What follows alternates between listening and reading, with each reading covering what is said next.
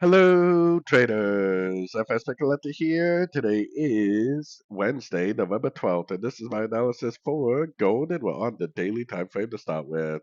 So on gold, we're sitting at the 50% Fibonacci retracement, like I've been saying all week, or for actually a couple weeks. I think this is either an A or 1, this is either a B or 2.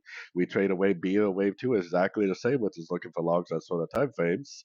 Now, I still think that the 61 is a more likely area because that would be a liquidity grab on the sort of time frames. It would take out all those highs. So I am definitely still bullish, at least until we get a break to the downside.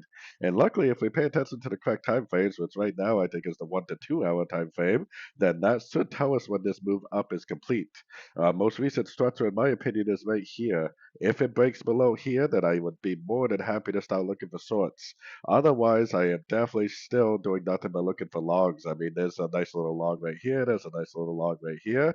Now, because the trend is up, I personally would only be recommending logs still, unless it goes down and breaks this low. Whether it just keeps on going up from here, or whether it turns into a little bit more of a complex pattern like this, I have no idea. I just know that I will definitely be taking every single opportunity I can see to go long for the continuation of this uptrend, at least until correctly tuned time frame tells us otherwise, which is right now roughly the 1 to 2 hour time frame.